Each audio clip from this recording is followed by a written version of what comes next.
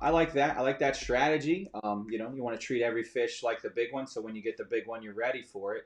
So, how would you say that you practice hooking and fighting the big fish? Well, you don't really know how big that fish is by the way it bites. I mean, you can tell with a little tiny tap, tap, tap when you're being patient, but when you get a decent tug, I really try to practice fighting every fish the same way. When I do get a good tap, I come off the slack line. I reel down to about the 4 o'clock position. I'll wait usually for about the third or the fourth good tug. Then I'll move my rod tip up to about 11 o'clock. At the same moment, my rod butt goes in my gut, and I crank the reel handle until the fish stops me. If it's a good fish, it'll stop you, and at that I'll just hold it there. I'll just hold it until the fish starts to calm down a little bit. I'll try to get some more cranks on them.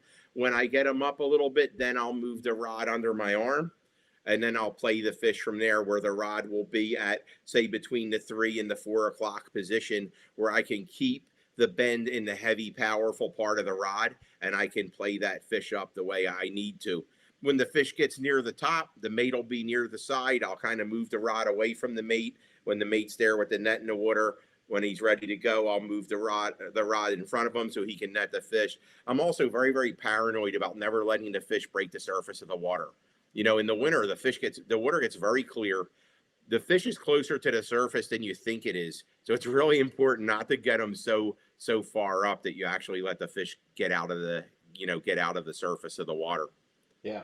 So I agree. I think a lot of things that you said there are very factual, and obviously one thing that you mentioned is that you don't know how big that fish is when you're getting a bite. A lot of times, I mean, the small fish and the big fish kind of feed the same way, and that's just they'll go through and they'll pick at the crab and they just kind of say, hey, is this something that I want to eat before they decide